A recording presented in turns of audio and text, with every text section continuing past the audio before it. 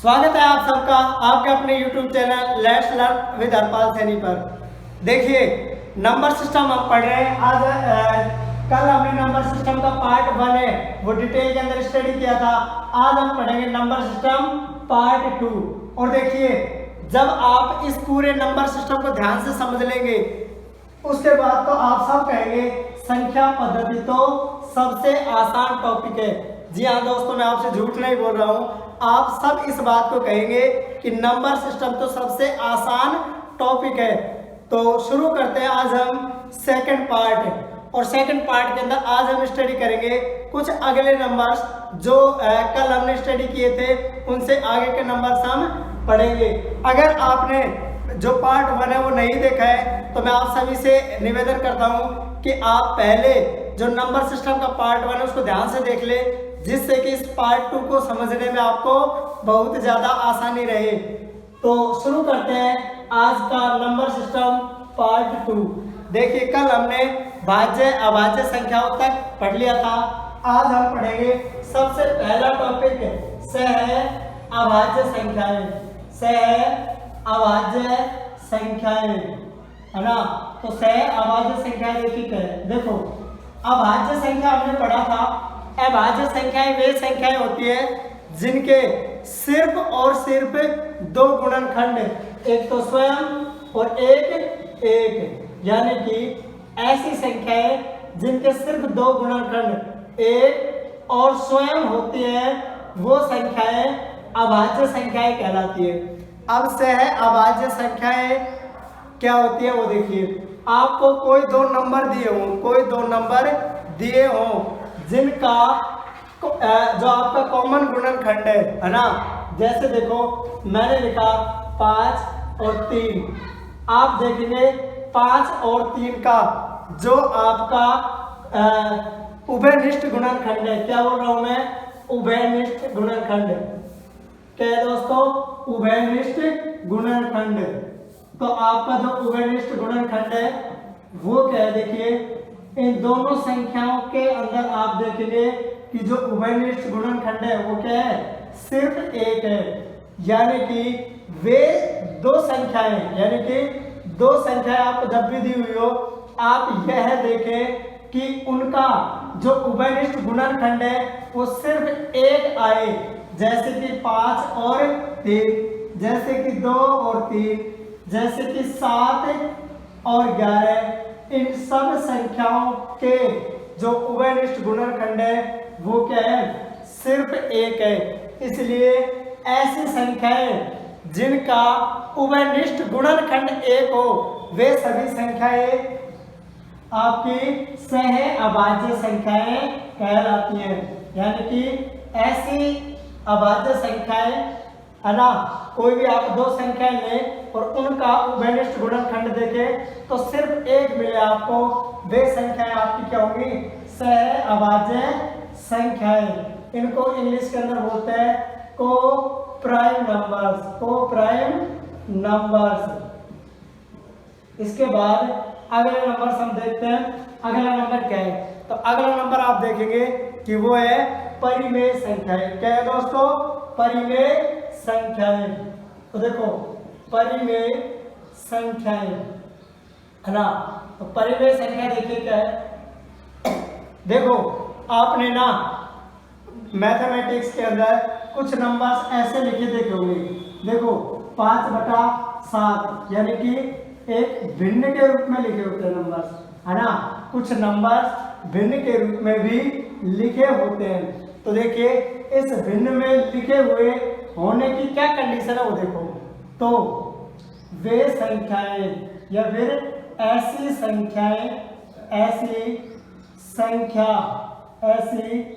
संख्याएं जिन्हें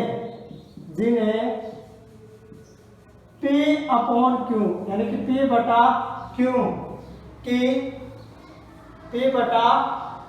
की जो फॉर्म है P/Q के तरीके से P/Q के तरीके से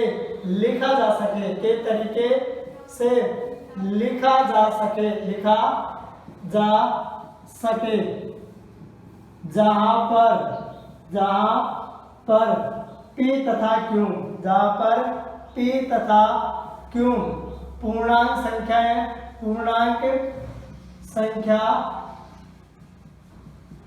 संख्याएं हैं तथा q does not equal to 0, यानी कि q बराबर नहीं है किसके, 0 के। तो p बटा q की फॉर्म में जितनी भी संख्याओं को लिखा जा सकता है, p बटा q की फॉर्म के अंदर जितनी भी संख्याओं को लिखा जा सकता है, उन संख्याओं को हम क्या बोलते हैं, परिमेय संख्याएं। लेकिन कंडीशन क्या है आपके, p और q ये दोनों क्या होने चाहिए, पूर्णांक संख्या। और पूर्णांक संख्याएं जो इंटीजर्स है ना, इसको हम i से लिखते थे, और इन संख्याओं का जो समुच्चय था वो कहाँ से था, -∞ से शुरू होकर के और फिर -2, -1, 0, 1, 2 और इस तरीके से +∞ तक आपके जो भी नंबर्स आए, इनको हम बोलते हैं पूर्णांक संख्या, जो हमने पार्ट 1 के अंदर पढ़ा था। यानी कि p की वैल्यू क्या है, -∞ से लेकर के +∞ तक कुछ भी हो सकती है, जबकि q का जो मान है वो क्या नहीं होना चाहिए, बस 0 को छोड़ करके कुछ भी हो सकता है, 0 को छोड़ करके कुछ भी हो सकता है। क्यों, क्योंकि देखो p बटा q है ना, p बटा q, और इसकी जगह पर अगर मैंने नीचे देखो, जब भी आपका हर में 0 लिख दिया जाता है, हर में 0 लिख दिया जाता है, लिख दिया जाता है, तो वह संख्या अपरिभाषित होती है। क्या होती है, अपरिभाषित। वो संख्या क्या होती है आपकी, अपरिभाषित होती है। यानी कि आप कैलकुलेटर या मोबाइल के अंदर जब कैलकुलेटर निकाल करके आप कभी कैलकुलेशन करने की कोशिश करना, किसी भी नंबर के अंदर आप है ना कुछ भी नंबर लिखा है, जैसे माना x, y, z, और x, y, z यानी 1, 2, 3, 4, इस पूरी की पूरी पूर्णांक संख्याओं में से -∞ यानी कि माइनस में कितना भी नंबर ले आप, और +∞ मैक्सिमम से मैक्सिमम कितना भी नंबर ले ले आप, और उसके अंदर क्या करें आप, 0 से भाग दे करके चेक करें, आपको क्या दिखा देगा, एरर। क्या दिखा देगा, या तो एरर लिखा दिखाएगा, या कुछ कैलकुलेटर्स के अंदर वो नॉट डिफाइंड भी लिख करके आपको दे देगा, यानी कि अपरिभाषित, कि ऐसा करना अलाउ नहीं है। क्यों अलाउ क्यों नहीं है, देखिए जैसे माना आपके पास कोई संख्या थी 5, है ना, कोई संख्या 5 से तात्पर्य है कि आपके पास 5 किताबें हैं, आपके पास 5 किताबें हैं। और देखो क्या हो सकता है कि एक हिस्से के अंदर तो 5 की 5 किताबें हैं, या आप है ना 5 किताबों की जगह पर आप 10 तरबूज ले लें, या 10 आम ले लें, या कोई और चीज ले लें। जैसे मैंने ले लिया 10 आम, जब नीचे कोई संख्या नहीं लिखी होती, उस स्थिति के अंदर हम ये मान लेते हैं कि 10 क्या है, एक पार्ट के अंदर बटा हुआ है, किसी ना किसी के पास तो ही। अगर आप इसमें 2 का डिवाइड कर दे, 2 का भाग दे दे, तो इसका मतलब क्या हुआ कि आपने 10 को 2 हिस्सों में बांट दिया, और कितना कितना आएगा, 5 आपके पास आएगा। लेकिन मैंने आप 2 ना लिख करके मैंने 5 लिख दिया, इसका मतलब क्या है कि आपने 10 कोई भी चीज थी उनको 5 बराबर हिस्सों के अंदर बांट दिया। अब मैं यहाँ पर क्या लिखता हूँ, 0 लिखता हूँ। इसका मतलब आपके पास 10 कोई चीज थी और आपने उनको 0 हिस्से के अंदर, एक हिस्से में तो पहले से ही थी, अब आपने क्या कर दिया, उसको 0 हिस्से के अंदर बांट दिया। इसका मतलब क्या हुआ कि जैसे माना मेरे पास ये डस्टर था, इसको 0 हिस्से में कन्वर्ट करो, एक में तो है ही है, 2 में काट के कर सकता हूँ, 4 में टुकड़े कर सकता हूँ, 10 टुकड़े कर सकता हूँ, 50 टुकड़े कर सकता हूँ। लेकिन मेरे से कहे कि इसको 0 हिस्से में, मतलब इसको गायब कर दो, और गायब कर दो मतलब ये संभव है नहीं प्रैक्टिकल लाइफ के अंदर। मैजिक से कुछ हो सकता है, लेकिन मैथ्स है वो फैक्ट्स के ऊपर डिपेंड करती है, ये जादू वगैरह के ऊपर मैथमेटिक्स डिपेंडेड नहीं है ना। तो मैथ्स क्या है, फैक्चुअल जो आपकी चीज़ है उन पर बेस्ड है। है ना, ये साइंटिफिक लॉजिक्स के ऊपर चलने वाली चीज है, इसलिए किसी चीज को गायब कर देना ऑटोमेटिकली ये मैथ्स की थ्योरीज के अंदर, मैथ्स की परिकल्पना के अंदर नहीं है, इसलिए ऐसा करना अलाउ नहीं है। ऐसा जादू से संभव हो सकता है लेकिन मैथमेटिक्स में ऐसा कर पाना संभव नहीं है, इसलिए इसको क्या लिख देते हैं, या तो एरर या फिर नॉट डिफाइंड या फिर इसको क्या लिख देते हैं, है ना, अपरिभाषित। हिंदी के अंदर इसको क्या लिख देते हैं, अपरिभाषित, कि ऐसा करना परिभाषित नहीं है। हाँ ऐसा हो सकता है, ऐसा हो सकता है कि आपके पास कोई भी प्रॉपर्टी ना हो। जैसे देखो एक पर्सन है जिसके पास कोई प्रॉपर्टी नहीं है, यानी कि उसने मरने से पहले सारी की सारी प्रॉपर्टी है वो या तो बेच दी या किसी को डोनेट कर दी। अब उसके 5 बच्चे हैं, प्रॉपर्टी 0 है, इसका मतलब जब प्रॉपर्टी है ही नहीं तो कोई दिक्कत नहीं, 5 हिस्सों में कुछ भी नहीं आएगा, ये तो संभव है। यानी कि 0 अपॉन कोई भी नंबर आप लिख सकते हैं, और ये तो क्या है, इनफिनिट आता है, यानी कि कैन नॉट बी कैलकुलेट। कैसे कैलकुलेट करें जब कुछ था ही नहीं, है ना।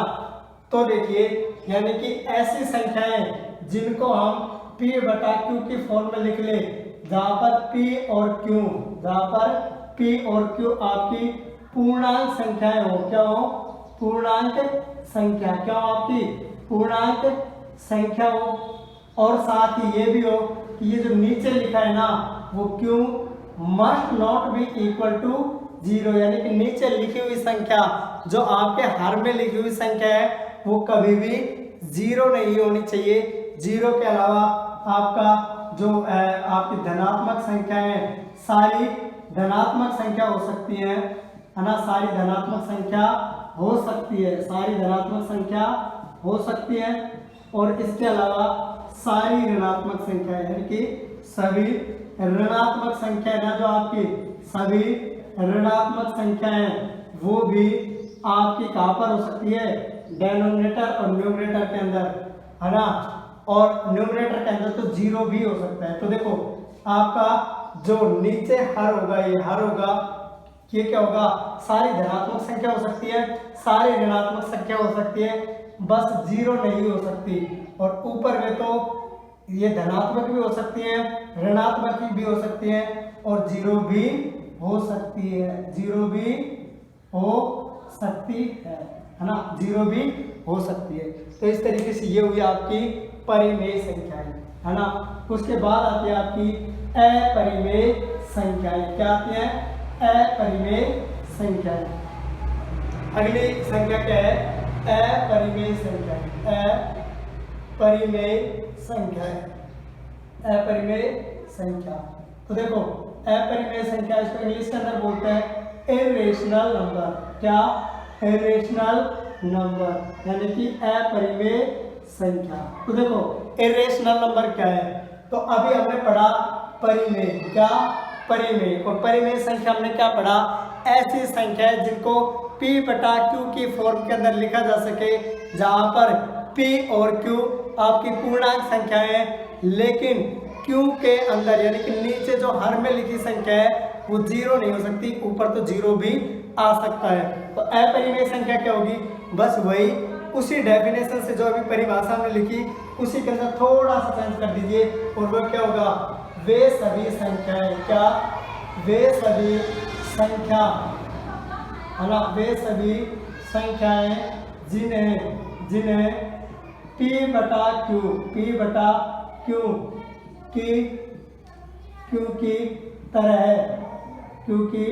तरह ना लिखा जा सके, जहां, है ना, की तरह ना लिखा जा सके, जहां p और q पूर्णांक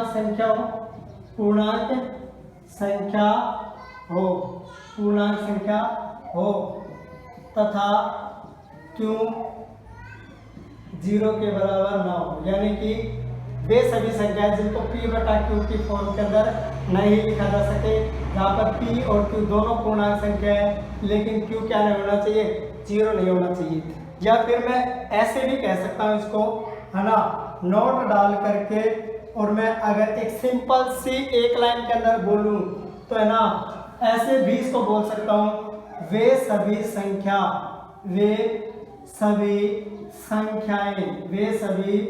संख्याएं जो परिमेय ना हो,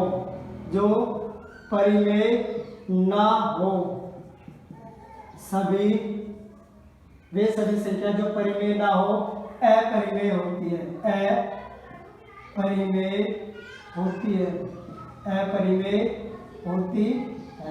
यानी कि वे सभी संख्याएं जो परिमेय ना हो, परिमेय नहीं होती है ना, वो क्या होती है आपकी अपरिमेय संख्या होती है। जिन संख्याओं को हम p बटा q के फॉर्म में, जहाँ पर p और q दोनों पूर्णांक हो और q 0 नहीं हो, उस फॉर्म के अंदर जब संख्याओं को ना लिखा जा सके तो फिर वो क्या होंगी, अपरिमेय संख्याएं होंगी। अब देखिए आगे क्या आता है ना, इन दोनों के ऊपर बेस्ड है ना कुछ फैक्ट हैं, उनको आप ध्यान से देखिए क्या है। देखो जो परिमेय संख्या होती है ना, परिमेय संख्या जैसे माना आपकी परिमेय संख्या है ना, परिमेय संख्या है p बटा q। जैसे मैंने लिखा 100 बटा 3, क्या लिखा मैंने 100 बटा 3, तो देखो क्या होगा, यहाँ तक गया 3 3 जा 9 बचा 1, 3 3 जा 9 बचा 1 है ना, 1 में डिवाइड जाएगा नहीं, यहाँ लगाएंगे डेसिमल, यहाँ लगाएगा 10, 3 3 जा 9, वापस से कितना बचा 1, फिर एक और 0 आ जाएगा, 3 3 जा 9। इस तरीके से ये इसका जो देखो ये क्या है ना, आपका दशमलव, क्या है दशमलव प्रदर्शन है ना, जो दशमलव के रूप में प्रदर्शन है ना, दशमलव के रूप में जब हम लिख रहे हैं, दशमलव संख्या p अपन q था, लेकिन इसका जो दशमलव की फॉर्म में लिखते हैं ना, दशमलव प्रसार है ना, दशमलव प्रसार भी कह सकते हैं इसको, प्रदर्शन प्रसार वही है, दशमलव प्रसार ज्यादा अच्छा शब्द रहेगा। तो देखो दशमलव प्रसार जब हम देखते हैं तो क्या देख रहे हैं कि 3 3 3 3 3 और 3 3 आते ही जा रहे हैं। तो हम क्या करते हैं, जब कोई नंबर बार बार रिपीट हो रहा हो है ना, देखो ये 3 3 3 3 3 3, अब इतनी सारी बार जब 3 बार बार रिपीट हो रहा हो, ऐसी हालत के अंदर, ऐसी स्थिति के अंदर हम क्या करते हैं, जो नंबर बार बार रिपीट हो रहा है उसको एक को रख लेते हैं, बाकी सबको मिटा देते हैं और उसके ऊपर क्या लगा देते हैं, एक बार लगा देते हैं। क्या लगा देते हैं हम, बार लगा देते हैं। अब इसका मतलब क्या है, आगे 3 3 इनफाइनाइट तक है, अनंत बार 3 3 3 3 आता जाएगा, किसमें, इस संख्या के दशमलव प्रसार के अंदर। एक और संख्या लिखता हूं मैं, देखो 5 बटा 3, क्या लिख रहा हूं मैं, 5 बटा 3। तो देखो 3 एकम 3 बचे 2 है ना, 2 में भाग नहीं जाएगा, यहाँ डेसिमल लगाएंगे 1 आ जाएगा, 3 छठी 18 है ना, बचे कितने 2, उसके बाद एक और डेसिमल आया, 3 छठी 18, फिर बचेंगे 2। तो ये क्या है, बार बार 6 6 6 6 6 6, इस तरीके से। अब क्या है 6 6 बार बार लिखा होगा। तो इस तरीके के जो दशमलव प्रसार वाली संख्या है ना, जिसके अंदर ये बार बार ये क्या है आपका अशांत, क्या है अशांत, जो दशमलव प्रसार है वो कैसा है, अशांत है, लेकिन ये बार बार क्या हो रही है, इसकी पुनरावृत्ति, क्या है, पुनरावृत्ति, ये बार बार क्या हो रही है, इसकी पुनरावृत्ति। तो इसको हम क्या लिख देंगे, 1.6, और ये 6 रिपीट हो रहा है इसलिए इसको यहाँ पर लगा दिया बार, है ना। ये ऐसे भी हो सकता था, जैसे माना एक संख्या लिखी मैंने 1.43258, अब माना वापस से क्या गया 43258, अब उससे वापस से 4, मतलब देखो कहाँ तक चल रहा है, सेम इस 8 तक चला, उसके बाद से वापस वही आ गया, फिर एक बार फिर आया, फिर वापस वही। यानी कि ये संख्या है ना, ये संख्या है, ये आपकी बार बार पुनरावृत्त होती है, इनकी बार बार पुनरावृत्ति होती है। तो अब हम यहाँ किसी पर्टिकुलर एक नंबर पर बार नहीं लगाएंगे, जो भी आपका बार बार रिपीट हो रहा है उस सब के ऊपर बार लगा देंगे और आगे की संख्याएं हैं उनको हम हटा देंगे। इसका मतलब क्या हुआ कि यहाँ से आगे आपका क्या है, फिर से अगर आप देखेंगे तो क्या आएगा 4 3 2 5 8, फिर वापस 4 3 2 5 8 इस तरीके से। तो ये क्या है, दशमलव प्रसार के अंदर एक तो कौन सी होगी, पुनरावृत्ति वाली, यानी कि किसी एक नंबर की बार बार आवृत्ति होना शुरू हो जाए, है ना। एक तो ये हो गया। दूसरा क्या है कि जैसे माना मैंने लिखा 5/20, है ना, 5/20, ये माना 10 लिख दिया ना, ये सही रहेगा 5/10। तो ये क्या हो जाएगा, एक डेसिमल, एक संख्या के बाद क्या लगाना है, डेसिमल लगाना है, तो ये क्या हो जाएगा 0.5। मैंने लिखा माना आपका 8/100, तो ये क्या हो जाएगा 0.0, देखो 1 2 डैश 1 2 पूरे डेसिमल, है ना, तो क्या आएगा ये 0.08। अब देखो क्या देख रहे हैं साथियों आप कि यहाँ पर है ना जो दशमलव प्रसार है, क्या है, दशमलव प्रसार है आपका, वो कैसा है, शांत प्रवर्तिक है। शांत प्रवर्तिक का मतलब कि ये बिल्कुल खत्म हो रहा है, पूरा पूरा भाग जा रहा है डेसिमल के बाद, और ये क्या है, शांत है, यानी कि एक पर्टिकुलर जो आपकी संख्या वहां पर आकर के पूरा पूरा भाग है वो जा रहा है, यानी कि 8 में 100 का भाग दिया जा सकता है, पूरा पूरा जा रहा है डेसिमल के बाद आपकी 5 तक, और उसके बाद कोई भी शेष फल है वो बच नहीं रहा है। तो देखो अगर तो आपकी जो संख्याएं हैं, यानी कि जो संख्याएं हैं जिनके जो आपकी परिमेय संख्या है, क्या है आपकी परिमेय संख्या, उनका जो दशमलव प्रसार होता है, यानी कि जो आपकी परिमेय संख्या है उनका दशमलव प्रसार एक तो कैसा हो सकता है, अशांत हो सकता है या फिर शांत हो सकता है। शांत का मतलब यह है कि पूरा पूरा भाग जा रहा है ना, तो वो तो हो गया एक बात। दूसरी क्या है, अगर अशांत है तो कैसा होना चाहिए, किसी भी नंबर की बार बार पुनरावृत्ति, मतलब एक पर्टिकुलर नंबर के बाद वापस से वही नंबर फिर से पुनरावृत्ति हो रही हो, अगले बार फिर वही पुनरावृत्ति हो रहे हो, बार बार उन्हीं का रिपीटेशन हो रहा हो। तो देखो परिमेय संख्याओं के अंदर जो दशमलव प्रसार होगा वो क्या होगा, या तो शांत होगा। देखो परिमेय संख्याओं का मैं लिख देता हूँ इसको, अच्छा पॉइंट है, आपको ये याद रखना है ना, इससे संबंधित जो क्वेश्चन है वो बड़े आते हैं। देखो क्या होगा कि परिमेय संख्याओं का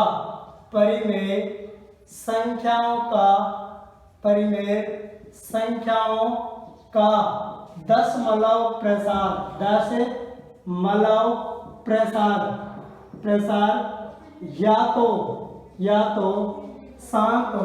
या तो शांत होता है,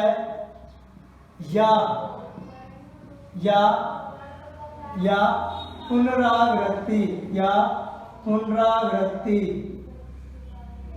के साथ अशांत होता है। क्या होता है, अशांत होता है। तो जैसे माना ये है 1.4385 और फिर माना यही रिपीट हो रहा है ना, 4385 4385, है ना, तो इसको हम क्या लिख सकते हैं 1.4385, और बाकी आगे तो वही रिपीट हो रहा है, तो इसको ऊपर लगा देंगे अपन बार। जैसे माना ये हो गया 0.3333, है ना, 3, और इस तरीके से बार बार यही लिखा जा रहा है। तो इसको मैं देखो जैसे मैंने इसको ये लिख दिया, वैसे मैं इसको लिख सकता हूँ 0.3 बार। तो ऐसी संख्या है जिनमें, है ना, पुनरावृत्ति के साथ अशांत है, शांत नहीं है, लेकिन बार बार क्या है आपकी पुनरावृत्ति हो रही है। यहाँ पर किसकी हो रही है, 3 की, यहाँ पर क्या हो रही है 4 3 8 5 की पुनरावृत्ति हो रही है ना। तो जो परिमेय संख्याओं का दशमलव प्रसार कैसा होता है, या तो शांत होता है या फिर अशांत होता है, लेकिन पुनरावृत्ति होती है। और उसके बाद जो अपरिमेय संख्या है, देखो अपरिमेय संख्याओं का दशमलव प्रसार क्या होता है, अपरिमेय संख्याओं का दशमलव प्रसार अशांत का प्रसार अशांत होता है। क्या होता है? का प्रसार अशांत होता है। देखो क्या होता है? तो अशांत होता है और किसी भी नंबर की यानी कि और दशमलव के बाद जो संख्या है, दशमलव के बाद संख्याओं की पुनरावृत्ति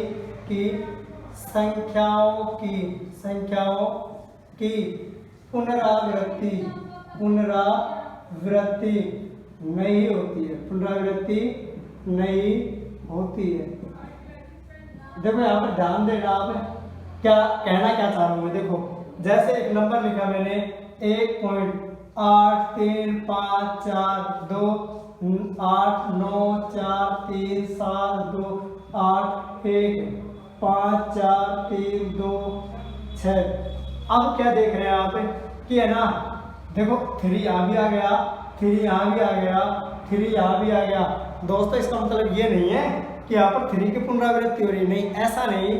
एक पर्टिकुलर जो है ना, एक जो सीक्वेंस है, एक है ना ऑर्डर के अंदर, जैसे आप पहले देख रहे थे वैसे नहीं है कि पता चल रहा है इन संख्याओं के बाद देखो है ना 8 आ रहे हैं बार बार, लेकिन वो पुनरावृत्ति नहीं होती। एक निश्चित जो तौर तरीके के अंदर, जैसा कि हम परिमेय संख्या के अंदर देखते हैं, सीक्वेंस है वो फॉलो होता है और उस सीक्वेंस के अकॉर्डिंग बार बार जो नंबर्स है दशमलव के बाद की जो संख्या है उनकी जो पुनरावृत्ति है वो हम देख रहे थे। तो अपरिमेय संख्याओं का जो दशमलव प्रसार है वो अशांत होता है और यहाँ पर संख्याओं की पुनरावृत्ति नहीं होती है।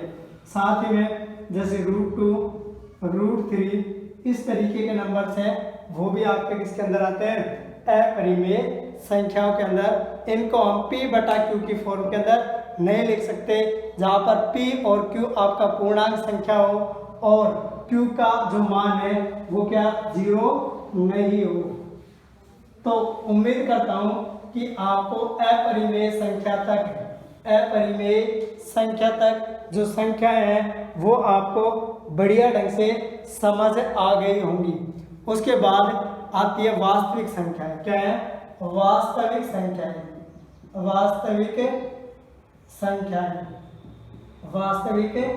संख्याएं। तो वास्तविक संख्याएं इंग्लिश के अंदर इसको बोलते हैं रियल नंबर। क्या है? Real number. तो देखो रियल नंबर्स हैं वो क्या है? अगर आप परिमेय संख्या और परिमेय मतलब आपका रेशनल नंबर और अपरिमेय संख्याएं। क्या?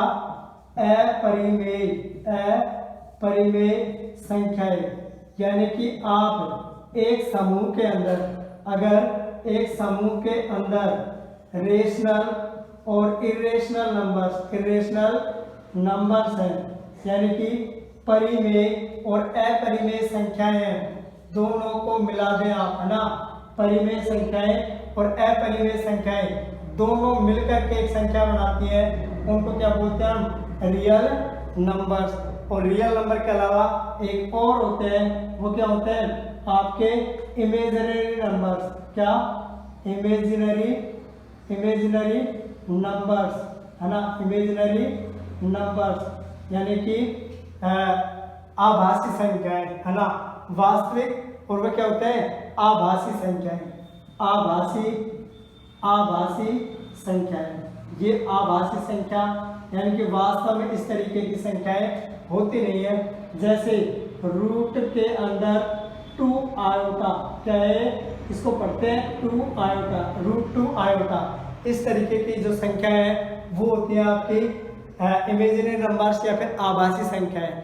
इनके बारे में आगे हम और विस्तार से पढ़ेंगे, है ना। वास्तविक संख्याएं तो होती है क्या? परिमेय और अपरिमेय संख्याएं मिलकर के एक समुच्चय बनाती हैं, जिसको हम बोलते हैं वास्तविक संख्याएं। ऐसी संख्याएं वास्तव में एग्जिस्ट करती हैं, वास्तव में होती हैं, लेकिन जो आभासी संख्याएं वो वास्तव में नहीं होती, उनकी एक कल्पना मात्र है, और वो आभासी नंबर है, ये क्या है, इमेजिनरी नंबर्स। तो उम्मीद करता हूँ कि नंबर सिस्टम का ये सेकंड पार्ट है वो आपको बढ़िया ढंग से समझ आ गया होगा। फर्स्ट पार्ट आपने देख लिया होगा, अगर आपने नहीं देखा है तो आप कृपया करके प्लेलिस्ट में जाइए, वो वीडियो आपको वहाँ पर मिल जाएगा। और आपसे आशा करता हूँ कि आप आगे भी, है ना, मेरे साथ बने रहेंगे। मैं आपसे इस बात का वादा बहुत श्योरिटी के साथ कर सकता हूँ कि अगर आने वाले कुछ टाइम के साथ आप मेरे साथ बने रहे, है ना, तो फिर मैथमेटिक्स है वो आपके लिए एक बहुत आसान सब्जेक्ट बन करके उभरेगा। और मैथमेटिक्स के अंदर आपकी किसी भी तरह की कोई कंपटीशन एग्जाम को लेकर के कोई दिक्कत तो आपके सामने नहीं रहेगी। इसी उम्मीद के साथ मिलते हैं नेक्स्ट वीडियो के अंदर। तब तक के लिए आप अपना ख्याल रखिए। Thank you, bye everyone.